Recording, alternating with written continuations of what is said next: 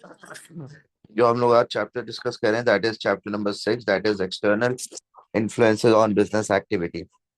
अच्छा, अब जो चैप्टर नंबर 6 एंड 7 है बच्चों, बेसिकली इसके अंदर जो है वो हम लोग डिस्कस करेंगे कि बिजनेस के ऊपर जो एक्सटर्नल इन्फ्लुएंसेस होते हैं वो किस तरीके से अफेक्ट कर रहे होते हैं।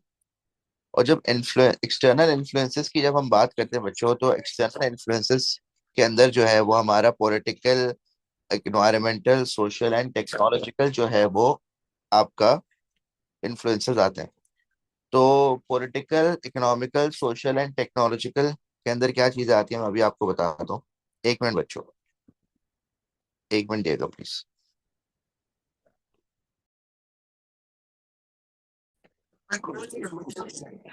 अच्छा जी, तो बच्चों अब एक्सटर्नल इन्फ्लुएंसेस की बात करते हैं कि बेसिकली बिजनेस को अफेक्ट जो कर रहे होते हैं वो आपके एक्सटर्नल कुछ फैक्टर्स अफेक्ट कर रहे होते हैं बिजनेस की एक्टिविटीज को। तो किस तरीके के एक्सटर्नल फैक्टर्स होते हैं?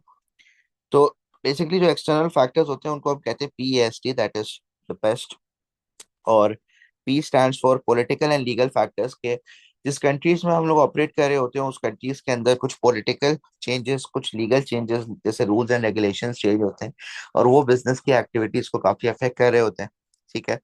फिर उसके बाद इन्वायरमेंटल, अब जैसे मिसाल के तौर पे जितने भी पेट्रोल पंप्स हैं, अभी पेट्रोल बढ़ गया, गवर्नमेंट ने बोला भाई 55 रुपीज पेट्रोल बढ़ाने, ये लीगल एक नोटिस उन्होंने जो है वो भेजा, तो उसकी वजह से जितने भी पेट्रोल पंप्स हैं उन्होंने अपने प्राइसेस को इंक्रीज कर दिया। तो ये लीगल चेंज का इम्पैक्ट बिजनेसेस के ऊपर आया। फिर एनवायरमेंटल एंड इकोनॉमिकल चेंजेस, अब जैसे मिसाल के तौर पे गवर्नमेंट या प्रेशर ग्रुप जो है वो कहते हैं भाई प्लास्टिक का इस्तेमाल नहीं करें, तो जितने भी बिजनेसेस हैं उनको अब प्लास्टिक प्लेट्स वगैरह वो लोग नहीं देते। Paper bags, paper plates, paper straws, KFC पे चले जाएं आप, मैकडोनल्ड्स पे चले जाएं आप, आपको सारी चीजें पेपर की मिलेंगी। तो इन्वायरमेंटल एंड इकोनॉमिकल इम्पैक्ट्स भी जो है वो बिजनेस के ऊपर आते हैं। जैसे इकोनॉमी में अगर सपोज रिसेशन आ गया, तो इकोनॉमी में रिसेशन आने की वजह से जो है वो क्या इम्पैक्ट पड़ेगा। फिर सोशल, सोशल मतलब सोसाइटी के चेंजेस जो है वो कितना ज्यादा जो है वो बिजनेस के ऊपर इम्पैक्ट क्रिएट कर रहे होते हैं। तो सोशल चेंजेस के अंदर बेसिकली आपके जैसे सोसाइटी के अंदर पॉपुलेशन चेंज आ रहा है, या सोसाइटी में यंगस्टर्स ज्यादा हो रहे हैं, ओल्ड एज पीपल कम हो रहे हैं, तो उसकी वजह से चेंजेस आने की वजह से बिजनेस के ऊपर क्या इम्पैक्ट पड़ता है। And then the technological changes, की टेक्नोलॉजी के चेंज होने की वजह से क्या इम्पैक्ट बिजनेस के ऊपर पड़ रहे होते हैं। तो यूजुअली ये चार हम लोग चेंजेस जो है हम लोग डिस्कस कर रहे होते हैं, और ये चेंजेस का क्या इम्पैक्ट होगा आपके बिजनेस एक्टिविटीज पे। तो इकोनॉमिकल का तो एक पूरा अलग चैप्टर है, जो economic changes that affect the business activity, ये चैप्टर नंबर 7 है आपका। तो इसको हम बाद में पढ़ेंगे, अभी फिलहाल हम लोग ये बाकी जो है वो डिस्कस कर लेते हैं। अब सबसे पहले हम लोग बात करते हैं बच्चों, जो legal constraints on business activity है, पॉलिटिकल एंड लीगल चेंजेस क्या क्या किस तरीके से बिजनेस एक्टिविटी को अफेक्ट करते हैं। तो जैसे कि लीगल अगर हम लोग उसकी बात करें, लॉज की बात करें, तो एम्प्लॉयमेंट लॉज बनाती हैं आपकी गवर्नमेंट के, employment practices and conditions of work कैसी हो, मार्केट में और कंज्यूमर राइट्स में बिजनेस का क्या बिहेवियर होना चाहिए, बिजनेस कंपटीशन कैसा होना चाहिए मार्केट के अंदर, एंड लोकेशन से रिलेटेड भी कुछ लॉज बनाए जाते हैं कि किस किन लोकेशंस पे आप जो है वो अपना, किन किन लोकेशंस पे जो है वो आप अब जाके ऑपरेट कर सकते हैं। So the law and employment practices, तो द बिजनेस गवर्नमेंट बेसिकली क्यों ये लॉज बनाती है। गवर्नमेंट के ऑब्जेक्टिव ये होते हैं कि they want to prevent exploitation of workers, number one. And number two, control excessive use of trade union collective action, के ट्रेड यूनियंस वगैरह के कलेक्टिव एक्शंस को जो है वो कम करने के लिए, क्योंकि ट्रेड यूनियंस अगर अक्सर स्ट्राइक्स वगैरह पे चले जाती हैं, तो स्ट्राइक्स वगैरह को कंट्रोल करने के लिए, ट्रेड यूनियंस के एक्शंस को कंट्रोल करने के लिए भी गवर्नमेंट अक्सर ये लॉज बनाती है। और जाहिर सी बात है, ये लॉज किन चीजों को कवर करते हैं, तो लॉज जो कवर कर रहे होते हैं वो recruitment, employment contracts, termination of employment को कवर कर रहे होते हैं, कि बिजनेस किस तरीके से रिक्रूटमेंट करेगा, बिजनेसेस कौन से एम्प्लॉयमेंट कॉन्ट्रैक्ट्स देंगे, बिजनेसेस अगर किसी एम्प्लॉय को निकाल रहे हैं तो उसका प्रोसीजर क्या होगा, health and safety at work देते हैं, मिनिमम वेजेस पे लॉज बनाए जाते हैं। Health and safety at work मतलब जैसे एक हॉस्पिटल में अगर लेट्स सपोज वर्कर्स काम कर रहे हैं तो उनकी हेल्थ एंड सेफ्टी क्या होनी चाहिए, एक स्कूल में अगर वर्कर्स काम कर रहे हैं तो उनकी हेल्थ एंड सेफ्टी क्या होनी चाहिए। फिर trade unions rights and responsibilities, इसके भी लॉज सेट किए जाते हैं कि ट्रेड यूनियंस की क्या राइट्स एंड रिस्पॉन्सिबिलिटीज हैं, जो कि हमारे बिजनेसेस को जो है वो फॉलो करने पड़ते हैं कि ट्रेड यूनियंस को क्या राइट्स और क्या रिस्पॉन्सिबिलिटीज देनी है। तो अगर बिजनेसेस ये एम्प्लॉयमेंट लॉज को फॉलो करते हैं, जैसे अच्छा हेल्थ एंड सेफ्टी प्रोवाइड करते हैं, वर्कर्स को मिनिमम वेजेस देते हैं, और ट्रेड यूनियंस के राइट्स को प्रोटेक्ट कर रहे होते हैं, और रिक्रूटमेंट सही तरीके से करते हैं, एम्प्लॉयमेंट कॉन्ट्रैक्ट सही तरीके से दे रहे होते हैं, टर्मिनेशन एम्प्लॉयज को फालतू में या बिना किसी बात के नहीं निकाल रहे होते, तो अल्टीमेटली इससे क्या होगा? इससे ये होगा कि workers will feel more secure and more highly valued if the are offered a clear and fair employment contract. तो बिजनेस को फायदा ये होगा कि वर्कर्स की मोटिवेशन हाई होगी, क्योंकि workers will feel highly secured and highly valued if they are provided with employment contracts. A safe working environment will reduce the risk of accidents. तो बिजनेस के अंदर एक्सीडेंट्स वगैरह कम होंगे, और उसकी वजह से जो वर्कर्स हैं वो टाइम ऑफ कम लेंगे। मतलब अगर मिसाल के तौर पर अगर सेफ्टी एट वर्क नहीं होता और अक्सर एम्प्लॉयज इंजर्ड हो जाते हैं, तो फिर वो इंजरी से रिकवर होने में टाइम लगेगा उनको। लेकिन अगर सेफ्टी एट वर्क होगी तो एम्प्लॉयज इंजर्ड ही नहीं होंगे, और ultimately there will be no of times regarding the ill health and injury. And failing to meet minimum standards may lead to expensive court cases and heavy fines. तो businesses इसलिए भी ये laws को implement करता है, क्योंकि अगर ये लॉज को इम्प्लीमेंट ना करें तो इनके खिलाफ कोर्ट केसेस हो सकते हैं बिजनेस के खिलाफ, और हैवी फाइंस लग सकते हैं, और उसकी वजह से ये बिजनेसेस जो हैं वो सरवाइव शायद ना कर पाए। फिर negative impacts of employment laws देखते हैं कि अगर बिजनेस ये एम्प्लॉयमेंट लॉज को फॉलो करता है, तो what can be the negative impact. सबसे पहले तो supervisory cost regarding a firms recruitment selection and promotion procedures will increase. आपको और बंदे रखने पड़ेंगे जो कि ये चेक एंड बैलेंस रखें कि क्या सही तरीके से रिक्रूटमेंट सिलेक्शन हो रही है। जो बिजनेस के अंदर प्रमोशन होती है वो प्रमोशन प्रोसीजर सही तरीके से इस्तेमाल हो रहे हैं, मतलब एम्प्लॉयज को मेरिट पे प्रमोट किया जा रहा है या नहीं किया जा रहा। तो ये सारी चीजें देखने के लिए आपको एडिशनल वर्कर्स रखने पड़ेंगे एचआर डिपार्टमेंट में, which can be increasing the supervisory cost. Higher wage cost if less than minimum wage was being paid before this law was introduced. अगर लॉज आप फॉलो करते हैं, तो लॉज फॉलो करने में अगर आप let's suppose government minimum wage rate को बढ़ा देती है, तो अगर मिनिमम वेज रेट बढ़ जाते हैं, मिसाल के तौर पे पहले मिनिमम रेट थी वेज रेट थी 40,000, अब हो गई वो 50,000। तो 50,000 पे मिनिमम वेज रेट अगर आप पे कर रहे हो, तो आपकी वेज कॉस्ट काफी हाई हो जाएगी, और उसकी वजह से आपको बिजनेस की कॉस्ट इंक्रीज हो जाएगी। And thirdly, higher costs from giving paid holidays, pension contribution, and paid leave for sickness, maternity and paternity leaves. तो अगर आप लीव्स भी पेड दोगे अकॉर्डिंग टू लॉज, कि गवर्नमेंट ने लॉ लगाया कि भाई आप अगर एम्प्लॉयज को लीव्स दे रहे हो तो वो भी पेड होनी चाहिए। तो पेड लीव देने से बिजनेस का खर्चा बढ़ता है, क्योंकि कुछ आउटपुट कुछ काम हो नहीं रहा होता, लेकिन आप फिर भी वर्कर को पैसे दे रहे होते हो। So these can be the negative impacts on the business. Now moving on to the law and consumer rights. अब बेसिकली गवर्नमेंट जो है वो और लीगल राइट्स बनाती है रिगार्डिंग द कंज्यूमर्स। कंज्यूमर्स के ऊपर लीगल राइट्स क्यों बनते हैं? बेसिकली देखें, बिजनेसेस जो है वो कंज्यूमर को काफी ज्यादा एक्सप्लॉइट करते हैं। बिजनेसेस जो है वो डिफरेंट तरीके से कंज्यूमर को गुड्स सेल करते हैं। तो अगर बिजनेस जो है वो कस्टमर को सही तरीके से गुड्स सेल नहीं करेंगे, तो अल्टीमेटली कंज्यूमर्स एक्सप्लॉइट होंगे। कंज्यूमर्स सस्ती चीज महंगे दाम महंगे प्राइस में लेकर आ जाएंगे, या लो क्वालिटी चीज एक्सपेंसिव लेकर आ जाएंगे। तो इसलिए गवर्नमेंट को इंटरवीन करना पड़ता है, और गवर्नमेंट को ये मेक श्योर करना पड़ता है कि businesses are giving quality products to the consumers and at a normal price. तो कंज्यूमर राइट्स सेटअप करने का, ये कंज्यूमर लॉज सेटअप करने का रीजन क्या होता है? तो individual consumer are relatively weak and powerless against a large business. Products are becoming more scientific and technological advance, तो कंज्यूमर को अंडरस्टैंड करने में काफी मुश्किल होती है। इसलिए कंज्यूमर राइट्स लगा जो है लॉज बनाए जा रहे हैं, ताकि ये राइट्स प्रोटेक्ट हो कंज्यूमर को सिखाया जाए product. Selling techniques are becoming more pressurised. Businesses बेचने के लिए किसी भी हद तक गिर सकते हैं, तो इसलिए जो है वो इस प्रेशराइज टेक्निक से बचाने के लिए कस्टमर को, कि कस्टमर इस प्रेशर में आके फजूल खर्ची ना करें, तो इस चीज से बचाने के लिए भी गवर्नमेंट लॉज बनाती है। And the increasingly globalised market place is leading to increase in imported goods.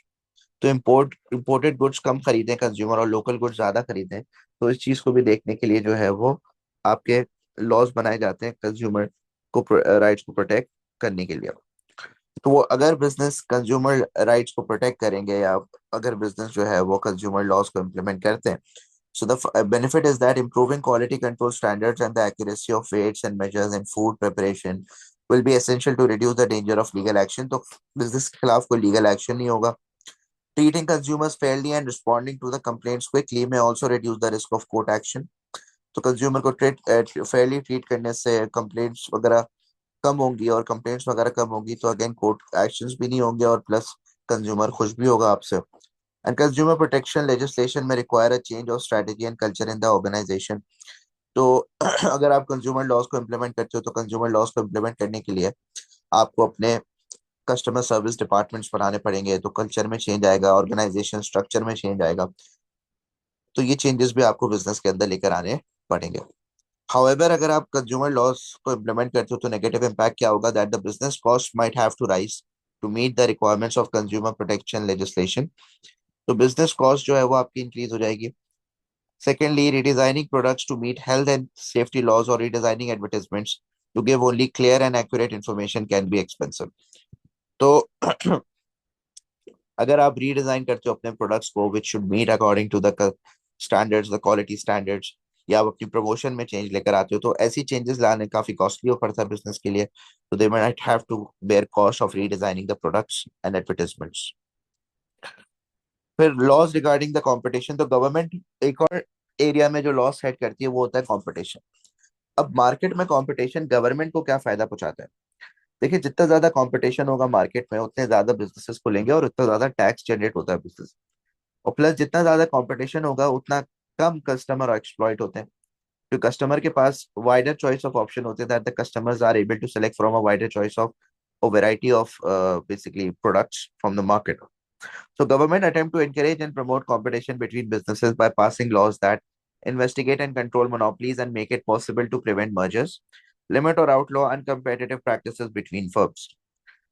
तो गवर्नमेंट जो है वो लॉज जो है वो बनाती है और प्रमोट करती है कंपटीशन को, ताकि मोनोपलीज क्रिएट ना हो और अनकम्पेटिटिव प्रैक्टिसेस को कंट्रोल किया जा सके। और ये इसलिए भी बनाए जाते हैं लॉज ताकि कस्टमर के पास wider choice of goods and services available हो, बिजनेस अपने प्राइसेस को कम रखें और अच्छी क्वालिटी देते रहें। और competition between businesses with one country will also have external benefits, कि आपका प्रोडक्ट जो है वो इंटरनेशनली भी जो है वो competitive बन जाता है if you are providing good quality, और उसकी वजह से आप प्रोडक्ट्स को एक्सपोर्ट भी कर सकते हैं। और सबसे पहले मोनोपली समझते हैं बच्चों। मोनोपली क्या होती है? Monopoly is where there is only one producer. Competition का ऑपोजिट होता है मोनोपली। कंपटीशन में होता है कि there are many producer in the market who are selling the product. उसका ऑपोजिट होता है monopoly. Monopoly is a market structure where there is only a single seller in the market. जैसे मिसाल के तौर पे अगर पाकिस्तान में हम देखें, इलेक्ट्रिसिटी हमें कौन प्रोवाइड कर रहा है? Electricity is only provided by A K Electric. तो that is a monopoly that is created. ये गैस हमें कौन प्रोवाइड कर रहा है? Let's suppose Southern Gas Company. So that is a monopoly. एक ही प्रोवाइडर है पूरी मार्केट में। वेरएज अगर हम फास्ट फूड की बात करें कि कराची में फास्ट फूड रेस्टोरेंट कितने, तो बहुत है, तो वो क्या होगी? कंपटीशन मार्केट होगी। तो मोनोपलीज जो होती है, मोनोपलीज बेसिकली कैसे डेवलप होती हैं? मोनोपलीज डेवलप होती है व्हेन बिजनेस मर्ज और take over another firm in the industry. Legal protection हासिल कर लेती है। जैसे के इलेक्ट्रिक को लीगल प्रोटेक्शन हासिल है कि government will make sure that K Electric के अलावा कोई और इलेक्ट्रिसिटी सप्लाई नहीं करेगा। And the existence of barriers to entry. And industry में एंटर होना काफी मुश्किल है, जिसकी वजह से बैरियर्स टू एंट्री काफी हाई है, और उसकी वजह से उस इंडस्ट्री में मोनोपोली बनी थी कि उस इंडस्ट्री में एंटर होना ही काफी एक्सपेंसिव पड़ जाता है, और बिजनेसेस के पास इतने पैसे नहीं होते, या किसी के पास भी इतने पैसे नहीं होते कि वो इतने पैसे लगा के वो बिजनेस स्टार्ट कर सके। जैसे एयरलाइन खोलना हर किसी की बात नहीं है, तो ऑनलाइन एयरलाइंस में यूजुअली लिमिटेड ऑडियंस है, हमारे पास लिमिटेड बिजनेसेस हैं, चंद गिनती के बिजनेसेस हैं हमारे पास पाकिस्तान में। जैसे एयर ब्लू, शाहीन, पीआई है, वो भी प्राइवेटाइज हो गया। फ्लाई जिना है, एक दो तीन चार, फिर सीरीन एयर है, और एयर सियाल है। मेरे ख्याल से ये कोई 5-7 एयरलाइंस है हमारे पास। और ये इस इंडस्ट्री में एंटर होना इसलिए मुश्किल है क्योंकि इसमें कैपिटल इन्वेस्टमेंट बहुत ज्यादा है। तो यूजुअली एयरलाइन जैसी इंडस्ट्री को हम कहते हैं ओलिगोपली। ओलिगोपली क्या होता है? जब वहाँ पे फ्यू लार्ज फर्म्स होती हैं। जैसे हमारे पास एयरलाइन इंडस्ट्री में ओलिगोपली कह सकते हैं कि ओलिगोपली बना हुआ है, because there are few large firms in that industry. 6-7 businesses हैं सिर्फ, उससे ज्यादा नहीं है। तो वो मार्केट्स भी अक्सर compete नहीं करती हैं जहाँ पे ओलिगोपली होती हैं, क्योंकि वो मार्केट्स में क्या होता है कि वो 6-7 बिजनेस आपस में कार्टेल बना लेते हैं। कार्टेल का मतलब क्या होता है बच्चों? कार्टेल का मतलब होता है कि बिजनेस आपस में प्राइस फिक्स कर लेते हैं कि भाई अगर कराची से इस्लामाबाद की फ्लाइट है तो ये 30,000 से कम में नहीं जाएगी। तो 30,000 से कोई भी अपनी प्राइस कम नहीं करा सकता। हाँ, ज्यादा जितना चार्ज करना चाहे वो कर सकते हैं। मिनिमम रेट 30,000 है, उससे कम कोई भी चार्ज नहीं करेगा। तो इस तरीके से कार्टेल बना लिया जाता है ताकि ओलिगोपोलीज जो है वो आपस में कम्पीट ना कर सकें और कस्टमर को वो एक्सप्लॉइट कर सकें। तो खैर monopoly is when there is a single seller. तो how consumers are affected by monopoly. अगर मोनोपोली का पॉजिटिव इम्पैक्ट देखें, जो कि बहुत मुश्किल है कि हो, that monopolies often charge lower prices. लेकिन बिजनेसेस यूजुअली ये नहीं करते। यूजुअली अगर गवर्नमेंट मोनोपोली है, कि गवर्नमेंट ओन मोनोपोली है, तब तो ये हो जाएगा कि गवर्नमेंट लो प्राइसेस चार्ज कर लेगी। लेकिन अगर प्राइवेटाइज मोनोपोली है तो प्राइवेटाइज का जो मेन ऑब्जेक्टिव होता है वो यही होता है कि हमें प्रॉफिट मैक्सिमाइज करना है। तो लोअर प्राइसेस प्राइवेट मोनोपोलीज तो कभी भी चार्ज नहीं करेंगी। लेकिन हाँ, अगर गवर्नमेंट ओन मोनोपोलीज हैं तो they can charge lower prices. If lower prices are charge तो अल्टीमेटली क्या होगा कि आपका प्रोडक्ट जो है वो कस्टमर को फायदा पहुंचाएगा, क्योंकि ज्यादा सेल होगा, लोअर प्राइसेस होंगी। और लोअर प्राइसेस इसलिए चार्ज होंगी क्योंकि लार्ज स्केल प्रोडक्शन होगी। When there is a single producer in the economy, तो वो लार्ज स्केल प्रोडक्शन करेगा और उसकी वजह से आपकी एवरेज कॉस्ट ऑफ प्रोडक्शन कम होगी। Secondly, increase expenditure on new products and technical advances, as the monopolist will be able to protect their position and make the monopoly profits from the new idea. तो ऐसा भी होता है कि कभी कभार monopolies अपनी पोजीशन को बचाने के लिए कि हमारी मोनोपली बनी रहे और कंपटीशन ना आए मार्केट में, तो वो रिसर्च एंड डेवलपमेंट करती है इनटू न्यू प्रोडक्ट्स। लेकिन न्यू प्रोडक्ट्स डेवलप करती हैं, मार्केट में लॉन्च करती हैं और अपनी मोनोपली की पोजीशन बरकरार रखती है। However, the negative impacts can be higher prices, क्योंकि मोनोपलीज को पता है कि उनका कोई कंपटीशन नहीं है मार्केट में, तो they might be charging higher prices and limited choice of products. क्योंकि मोनोपोली को पता है कि कोई और उनसे कम्पीट करने के लिए नहीं आएगा, तो वो क्यों नए प्रोडक्ट्स बना के अपने पैसे जाया करें। तो they keep more into the profits, ज्यादा रिटर्न प्रॉफिट्स में शेयर होल्डर्स को दे देती है, और खुद जो है वो बिजनेस में कम इन्वेस्ट करती है, जिसकी वजह से limited choice of products are available in monopoly businesses. फिर बात करते हैं बच्चों आईटी। टेक्नोलॉजी कैसे बिजनेस को इम्पैक्ट कर रही होती है। अब टेक्नोलॉजी, जाहिर सी बात है, आप देखें तो टेक्नोलॉजी बिजनेस में बहुत ज्यादा एडवांसमेंट लेकर आती है। जैसे आजकल तो अब खैर बहुत ज्यादा एडवांस हो गई है, एआई आ गया है और रोबोट्स इन मैन्युफैक्चरिंग आ गई है। लेकिन वक्त के साथ साथ टेक्नोलॉजी जो है वो बिजनेस में काफी ज्यादा आती रहती है। The use of electronic technology to gather, store, process and communicate information in the business. अब टेक्नोलॉजी सिस्टम्स की बात करें तो word processing, PageMaker, databases, Excel, CAD, CAM, internet internet, ये सारी आपकी टेक्नोलॉजी है जो बिजनेस में इस्तेमाल होती है। और टेक्नोलॉजी को क्या फायदा होता है, अगर आप टेक्नोलॉजी को इम्प्लीमेंट करेंगे तो आपकी स्पीड बढ़ेगी, एक्यूरेसी इंक्रीज होगी, जाहिर सी बात है। अब जैसे रिटेल स्टोर में, जैसे इम्तियाज जैसा रिटेल स्टोर है, अगर उसमें हम बारकोड स्कैनर लेकर आ जाएं और सारी चीजें, इन्वेंट्री मैनेजमेंट वगैरह सारी चीजें जो है वो इंटरनेट के थ्रू हो रही हो या टेक्नोलॉजी के थ्रू हो रही हो, so it becomes much more easy and accurate कि आपके पास इन्वेंट्री चार्ट्स एक्यूरेट होते हैं, आपको पता होता है पीछे कौन सी इन्वेंट्री पड़ी है और कौन सी इन्वेंट्री रीऑर्डर करनी है। तो ultimately the things become accurate and more flexibility as well, कि अगर आप टेक्नोलॉजी इम्प्लीमेंट करते हो तो things become more flexible. For example, अगर आप कैड के थ्रू डिजाइनिंग कर रहे हो, तो कैड के थ्रू डिजाइनिंग करने से फ्लेक्सिबिलिटी कैसे आती है कि you can change the design any time that you want. तो अगर आपको कोई प्रोडक्ट में चेंजेस लेकर आने हैं, डिजाइन में चेंजेस लेकर आने हैं, तो आप सिंपली उसको बना के चेंज लेकर आओगे उसके अंदर। आप उसको कैड के अंदर, कंप्यूटर के अंदर ही डिजाइन में चेंज लेकर आ सकते हो before actually finalising the product. So flexibility also of the business increases. However, ये सारी टेक्नोलॉजी एक्सपेंसिव होती है काफी ज्यादा, तो बिजनेस इंक्रीज कर सकता है अपनी कॉस्ट को। टेक्नोलॉजी लेबर को रिप्लेस करती है तो लेबर रिलेशन आपके खराब हो सकते हैं। एंड टेक्नोलॉजी पे रिलायबिलिटी इशू भी हो सकते हैं, सॉफ्टवेयर क्रैश हो सकते हैं, हार्डवेयर खराब हो सकता है। तो टेक्नोलॉजी रोबोट जैसे खराब हो सकते हैं, अक्सर उनकी मेल फंक्शन हो जाते हैं उनके अंदर। तो अल्टीमेटली रिलायबिलिटी इशू हो सकते हैं टेक्नोलॉजी के अंदर, उसकी वजह से बिजनेस को एक्सपेंसिव रिपेयर कॉस्ट वगैरह बेयर करनी पड़ जाएंगी।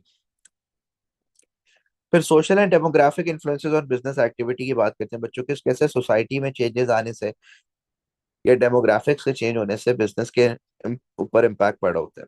तो कंट्रीज में आजकल के दौर में देखें तो एजिंग पॉपुलेशन हो रही है, बुढ़े ज्यादा हो रहे हैं, तो मेडिसिन, हॉस्पिटल्स वगैरह की डिमांड बढ़ जाएगी। चेंजिंग रोल ऑफ वुमेन, तो अगर women are starting to work in many countries तो उसकी वजह से आपकी पॉपुलेशन में डिक्रीज आएगा। लेबर फोर्स काफी ज्यादा इंक्रीज हो जाएगी, जिसकी वजह से more availability of labour, because if women are working तो अल्टीमेटली आपका लेबर फोर्स इंक्रीज होगा। Better provision of education facilities, अगर आपकी आजकल के दौर में देखें तो एजुकेशन काफी ज्यादा हो रही है। People are, you can say people can adapt to online education, कहीं भी बैठ के जो है वो पढ़ सकते हैं। तो अल्टीमेटली एजुकेशन बहुत सारी कंट्रीज में फ्री हो गई है एजुकेशन। तो better provision of education facilities की वजह से आपका लेबर जो है वो काफी स्किल्ड आ रहा है, और स्किल्ड लेबर जो है वो बेसिकली बिजनेस को इंक्रीज मिल रहा है, skilled labour. Early retirement in many high income countries, बहुत सारी कंट्रीज में चेंजेस ये आ रहा है कि हाई लोग जो है वो ज्यादा जल्दी रिटायरमेंट ले लेते हैं। लोग क्यों ज्यादा जल्दी रिटायरमेंट ले लेते हैं? क्योंकि हाई इनकम कंट्रीज के अंदर बेसिकली लोगों की इनकम ज्यादा होती है, तो दे टेक अर्ली रिटायरमेंट लेके वो आराम से जो है वो घर बैठना पसंद करते हैं, क्योंकि उन्होंने बहुत ज्यादा कमा लिया होता है। तो ऐसी सिचुएशन में फिर लेबर सप्लाई जो है वो काफी कम हो जाती है।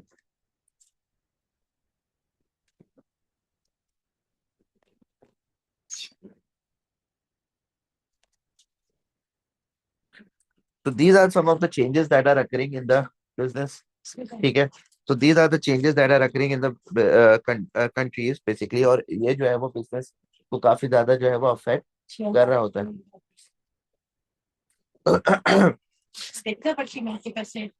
एक मिनट बच्चों।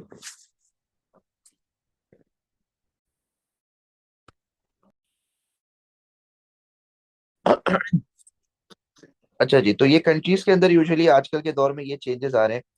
और जाहिर सी बात है, अगर ये चेंजेस आते हैं, जैसे एजिंग पॉपुलेशन हो रही है, तो मेडिसिन हॉस्पिटल्स वगैरह की डिमांड ज्यादा हो रही है। अगर women are working, so women working की वजह से पॉपुलेशन कम हो रही है, जिसकी वजह से बिजनेस गुड्स एंड सर्विसेज की डिमांड कम हो सकती है। लेकिन अगर women are working, so that means they are earning, और व्हेन दे आर अर्निंग, तो अल्टीमेटली आपका demand for goods and services increase होगा, because now women are also demanding for goods and services. Better provision of education facilities have increased the skilled labor, and skilled labor are often earning more, and when they earn more, so they spend more. और उसकी वजह से भी businesses के ऊपर impact ये पड़ेगा कि उनकी demand for goods and services will increase. Early retirement in many high income countries, उस अर्ली रिटायरमेंट अगर हो रही है हाई इनकम कंट्रीज में, तो अर्ली रिटायरमेंट की वजह से demand for goods and services might fall, because after retirement the people might not be earning. So ultimately आपके वो लोग जो अर्न नहीं कर रहे, वो लोग पैसे भी खर्च इतने नहीं कर रहे होंगे, और उसकी वजह से आपकी डिमांड जो है वो कंट्रीज के अंदर कम हो सकती है। फिर एनवायरमेंटल कंस्ट्रेंट्स की बात करते हैं कि एनवायरमेंट कंस्ट्रेंट्स कैसे बिजनेस एक्टिविटी को अफेक्ट करते हैं। तो यूजुअली देखें, जितने भी आपके प्रेशर ग्रुप्स होते हैं या गवर्नमेंट होती है, वो बिजनेस पे ये जरूर लॉ लगाती है कि बेसिकली उनको एनवायरमेंटल फ्रेंडली होना है। और जैसे कि बहुत सारे बिजनेस आजकल के दौर में देखें तो अपने एनवायरनमेंट को प्रोटेक्ट करने के लिए काफी सारी चीजें कर रहे हैं। जैसे आपके जितने भी ये फास्ट फूड बिजनेसेस हैं, KFC, मैकडोनल्ड्स वगैरह, ये लोग पेपर प्लेट्स, पेपर बैग्स वगैरह इस्तेमाल कर रहे होते हैं। आप ग्रोसरीज देखें बाहर, ग्रोसरीज में भी जो बैग्स वगैरह इस्तेमाल होते हैं, जो फ्री बैग्स हैं, वो अब पेपर बैग्स हो गए हैं, they are not using plastic bags anymore. तो इस तरीके से एनवायरनमेंट को प्रोटेक्ट करने के लिए काफी सारे मेजर्स लिए जा रहे होते हैं। तो क्या बिजनेस को एनवायरमेंटली फ्रेंडली होना चाहिए या नहीं होना चाहिए? So arguments that are in favor, or you can say the benefits of if a business becomes environmental friendly, is that a business that reduce pollution by using latest green equipment or use recycled material rather than using scarce natural products can have real marketing and promotional advantage. For example, मैं अगर कोई काम अपने business के अंदर कर रहा हूँ जो कि एनवायरनमेंट को प्रोटेक्ट कर रहा है, उस चीज को मैं मार्केट कर सकता हूँ, उस चीज को मैं प्रमोट कर सकता हूँ। मिसाल के तौर पे Adidas making it shoes from beach waste, तो एडिडास ने पूरी एक प्रमोशनल कैंपेन चलाई थी, जिसमें वो ये दिखा रहा था that how their workers are collecting the beach waste and how they are manufacturing the shoes, the raw material of shoes from those that beach waste. तो ये सारा क्या है, ये आप मार्केटिंग और प्रमोशन इससे कर सकते हो, और जाहिर सी बात है, it creates a positive brand image as well. Low polluting production methods and responsible waste disposal will reduce the chances of business breaking laws designed to protect the environment. तो अगर बिजनेस प्रॉपरली अपने wastages को dump करेगा, low polluting production methods इस्तेमाल करेगा, तो इससे business will not be breaking laws, और उसके ऊपर अगेंस्ट में कोई कोर्ट केसेस वगैरह भी नहीं होंगे। And business that switch to a more environmentally friendly strategy often report an improvement in the number. And quality of application they receive from potential employees. तो वो बिजनेस जो कि एथिकली काम कर रहे होते हैं, एनवायरनमेंट को प्रोटेक्ट कर रहे होते हैं, तो उनके पास जो हायरिंग भी होती है, मतलब कभी उनको अगर वर्कर चाहिए होता है, तो quality employees usually work for the such organisation. तो आपके पास जो रिक्रूटमेंट के लिए बंदे भी आते हैं या एम्प्लॉयज जो आते हैं, वो काफी ज्यादा वेल स्किल्ड और हाईली ट्रेंड होते हैं, because they these type of employees are willing to work for such businesses which are environmentally friendly. However, अगर बिजनेस एनवायरमेंटली फ्रेंडली होगा तो सबसे पहले तो उसकी कॉस्ट काफी ज्यादा इंक्रीज होगी, बिकॉज रिसाइकल मटेरियल और मशीन वगैरह इस्तेमाल करना काफी ज्यादा एक्सपेंसिव हो सकता है। फिर प्रॉफिट्स में भी reduce if expenses but low polluting equipment is used. And in many countries legal protection of the environment is weak. वो पाकिस्तान जैसी कंट्री में अगर आप लीगल एनवायरनमेंट को प्रोटेक्ट कर भी नहीं रहे हो तो ये इससे कोई मसला नहीं होता। आप देखें बिजनेस जो फैक्ट्रीज वगैरह जितना भी मैन्युफैक्चर कर रही होती हैं, they are dumping their waste in the river. आप कराची में देख लें तो कोरंगी इंडस्ट्रियल एरिया है, वहां जाके देखें तो हद से ज्यादा पोल्यूशन हो रहा होता है वहां पे। तो अल्टीमेटली कुछ कंट्रीज में इन्वायरमेंटली फ्रेंडली होना इतना ज्यादा नेसेसरी नहीं होता, इतना ज्यादा जरूरी नहीं होता, और उसकी वजह से वो कंट्रीज जो है वो लीगल प्रोटेक्शन कर रहे होते हैं अपने राइट्स को। तो अल्टीमेटली क्या होता है कि उन कंट्रीज के अंदर बिजनेसेस को इतना ज्यादा रिस्पॉन्सिबल नहीं होता है इन्वायरमेंटल फ्रेंडली को, और अगर बिजनेस फिर भी रिस्पॉन्सिबल हो रहा है तो वो सिर्फ अपनी कॉस्ट को इंक्रीज कर रहा है, दैट्स इट। तो कुछ कंट्रीज में it's not necessary that you be become environmentally friendly, और अगर बिजनेस उन कंट्रीज में भी एनवायरमेंटली फ्रेंडली हो रहा है तो business is simply increasing its cost and nothing else. तो बात करते हैं एनवायरमेंटल ऑडिट्स की। अब बेसिकली एनवायरमेंटल जो फ्रेंडली बिजनेसेस होते हैं उनको अपने एनवायरमेंटल ऑडिट्स भी कराने होते हैं। Now, what are environmental audits? These assess the impact of business activity on the environment। कि बिजनेस जो भी प्रोडक्शन कर रहा है या जो भी मैन्युफैक्चरिंग कर रहा है उसका एनवायरनमेंट पे क्या इम्पैक्ट पड़ रहा है। अगर बहुत इन्वायरमेंटल ऑडिट करके पता चलता है कि whether the business is harming the environment more or whether the business is harming the environment less। if the business is harming the environment less, कि मतलब एक पर्टिकुलर रेंज में वो environment को हार्म कर रहा है, तो दैट्स completely फाइन कि बिजनेस पे कोई फाइन नहीं लगेगा। लेकिन अगर बिजनेस इन्वायरमेंटल ऑडिट कराता है और उससे पता चलता है कि बिजनेस बहुत ज्यादा नेगेटिव इम्पैक्ट क्रिएट कर रहा है एनवायरनमेंट के ऊपर, तो अल्टीमेटली फिर प्रेशर ग्रुप्स वगैरह उस बिजनेस के खिलाफ हो जाते हैं और फिर वो उस पर फाइन्स वगैरह इम्पोज करते हैं, गवर्नमेंट को प्रेशराइज करते हैं कि वो उन पे फाइन्स वगैरह इम्पोज करे ताकि इन्वायरमेंट को डैमेज ना हो। Environment damage is not just के आप पोल्यूशन कर रहे हो, इन्वायरमेंट डैमेज से होता है कि आप एनिमल्स को किल करके उनकी स्किन से प्रोडक्ट्स बना रहे हो, जैसे कि बहुत सारे हमारे लग्जरी ब्रांड्स कर रहे होते हैं। स्नेक स्किन से प्रोडक्ट बन रहे होते हैं, टाइगर स्किन से प्रोडक्ट बन रहे होते हैं। तो अक्सर प्रेशर ग्रुप्स जो होते हैं वो इन एनिमल्स को प्रोटेक्ट करने के लिए और एनवायरनमेंट को प्रोटेक्ट करने के लिए बिजनेसेस के अगेंस्ट जाते हैं, बिजनेसेस के ऊपर केसेस करते हैं और गवर्नमेंट की हेल्प लेते हैं ताकि वो बिजनेस को बंद करा सके। तो pressure groups try to achieve the goals in a number of ways. तो प्रेशर ग्रुप्स का काम क्या होता है, बिजनेस पे प्रेशर डालना कि वो इन्वायरमेंटल और एथिकल वेज में काम कर सके। और ये प्रेशर किस तरीके से बनाया जाता है बिजनेस के ऊपर, publicity through media coverage, news channels वगैरह पे आके ये प्रेशर ग्रुप्स बिजनेस को एक्सपोज करते हैं। Influencing consumer behaviour, consumer behaviour को इन्फ्लुएंस करना, कंज्यूमर पे पाबंदी लगा देते हैं कि ये लोग जो है वो इन ब्रांड से परचेजिंग नहीं करेंगे। लॉबिंग ऑफ गवर्नमेंट, गवर्नमेंट की हेल्प लेते हैं, गवर्नमेंट में उनकी जान पहचान होती है तो गवर्नमेंट की हेल्प लेते हैं, गवर्नमेंट के साथ लॉबी क्रिएट कर लेते हैं और गवर्नमेंट को भी इन बिजनेसेस के अगेंस्ट कर देते हैं। तो इससे क्या होता है, इससे प्रेशर ग्रुप जो है वो अपने ऑब्जेक्टिव अचीव कर लेते हैं, that is to protect the environment. फिर बात करते हैं बच्चों के, यूजली जो गवर्नमेंट की पॉलिसीज होती है, गवर्नमेंट की पॉलिसीज भी बिजनेस को काफी ज्यादा अफेक्ट करती है, जैसे लीगल और अभी हमने पढ़ा पॉलिटिकल एंड लीगल पॉलिसीज के बारे में ऊपर, कि गवर्नमेंट लीगल लॉज वगैरह सेट करती है। और एक और चीज जो गवर्नमेंट कर रही होती है that is privatisation and nationalisation. ये भी गवर्नमेंट की एक पॉलिसी होती है जिसके अंदर गवर्नमेंट करती क्या है। प्राइवेटाइजेशन की अगर बात करें तो privatisation is transfer of ownership of state owned industries into private sector. जब गवर्नमेंट के इदारे प्राइवेट सेक्टर को बेच दिए जाते हैं, दैट इज बेसिकली प्राइवेटाइजेशन। जैसे अभी रिसेंटली पीआईए जो है वो बिका है to the private sector, that is basically known as privatisation. तो प्राइवेटाइजेशन के क्या फायदे होते हैं बिजनेस के लिए ऊपर, तो private sectors business lead to greater efficiency, private sector business काफी एफिशिएंट होते हैं। Decision making in state bodies can be slow and bureaucratic bureaucratic मतलब कि आपकी हायर अथॉरिटी ही डिसीजन ले रही होती है, लोअर लेवल डिसीजन नहीं ले रहा होता। whereas प्राइवेटाइज करने के बाद ये होते हैं कि decision making is much more faster in private businesses. Privatisation gives responsibility to for success to managers and employees. तो ये प्राइवेटाइज करने से फायदा एक और होता है कि एम्प्लॉयज मोटिवेटेड रहते हैं, मैनेजर्स रिस्पॉन्सिबल हो जाते हैं। वेर गवर्नमेंट इदारों में देखें तो मैनेजर्स वगैरह इतने ज्यादा रिस्पॉन्सिबल होते नहीं है। हाउएवर प्राइवेटाइज करने से स्टेट को क्या नुकसान होगा कि essential industries will have to be sold, और एसेंशियल इंडस्ट्रीज अगर आप बेच दोगे तो प्राइवेट सेक्टर तो सिर्फ प्रॉफिट के लिए काम कर रहा होता है।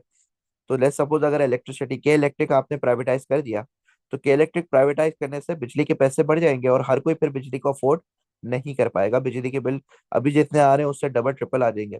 And no, not everyone will be able to purchase electricity because private sector business will not be selling electricity to those businesses, those consumers who are unable to pay.